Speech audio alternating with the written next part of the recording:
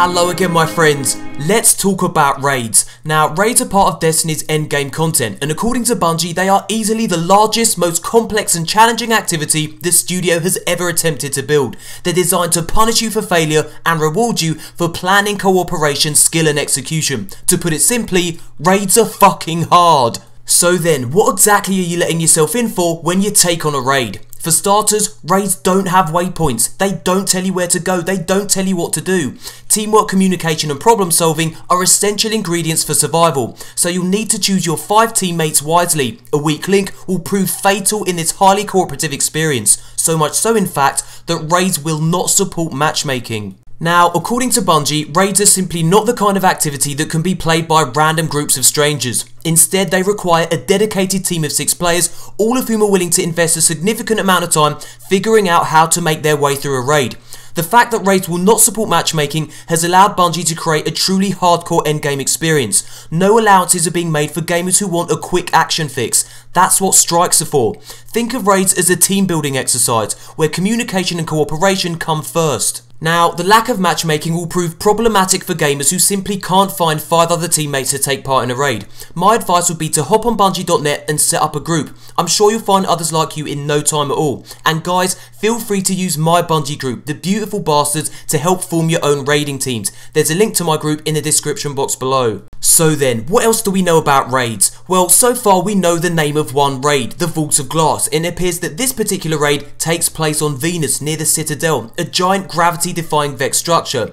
Now, if we have a look at Venus's map, we can see its exact location, and as you can see, we have 7 story missions, 2 strikes, 1 raid, which I'm guessing is the infamous Vault of Glass, and of course a free roam patrol mode. But how many raids will Destiny have? Well, my guess is at launch we'll have access to 1 raid, the Vault of Glass, which will become available when you meet this particular activity's level requirement. Now, there may very well be other raids that Bungie is yet to reveal, but so far, all the evidence seems to point to the Vault of Glass as the game's only raid. Having said that, it's virtually guaranteed that Bungie will introduce other raids as part of Destiny's post-launch content. Now, Destiny's expansion passes, The Dark Below and the House of Wolves, will include new story missions, co-op activities, multiplayer stages and additional armor, weapons and gear. Could these co-op activities refer to raids? It's certainly a possibility. Now, if you'd like to learn more about these expansion passes, I've left a link to a video I made about them in the description box below. And just in case you were wondering, yes, raids will contain bosses. Those of you who faced off against Sepix Prime will have experienced a taste of what's to come. Having said that, raid bosses are different. According to Bungie, raid bosses have a bunch of abilities that are unlike anything you've really experienced in a shooter before, and when you defeat them, you can expect top level loot as a reward. So then, it's clear that raids are a significant component of Destiny's universe. In fact, according to Bungie, raids are one of the pillars of the game. There are also 3 raid related achievements to unlock in Destiny, and they give us a little insight of what's to come. The first achievement is called Raider, which is unlocked by completing a raid. The second achievement is called Raiding Party, which is unlocked by completing a raid with a full fire team consisting of only your clan members. And the third achievement is called Epic Raider, which is unlocked by completing a raid on hard difficulty.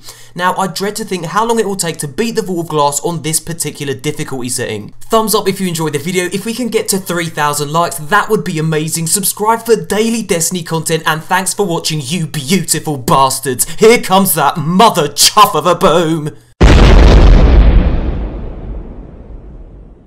Hello again my friends, really glad to see you made it beyond the boom. Now, if you want to find out more about Destiny's expansion passes and all the collector's editions of the game, click the on-screen image or follow the link in the description box below. And just in case you missed it, Bungie's latest weekly update posted some truly mind-boggling Destiny stats from the beta. Here are some of my favourite ones. At its peak, the Destiny beta became the most simultaneously played Bungie game of all time. There were more people online at the same time to play Destiny than any other game in the studio's history. The beta was more played than even final versions of previous Bungie games. Over 4.6 million people played the beta. Over 6.5 million Guardians were created. Over 12 million public events were taken part in. And here's what Bungie said about the total amount of Glimmer collected during the beta. Unfortunately, we weren't able to track the total amount of Glimmer earned in the beta, but we're pretty confident you earned more than enough to make Walter White blue with envy. If you want to see all the beta stats, I've left a link to them in the description box below. And that, my friends, brings us to the end of the video. Remember to subscribe for daily Destiny content, and as always, until next time, Guardians.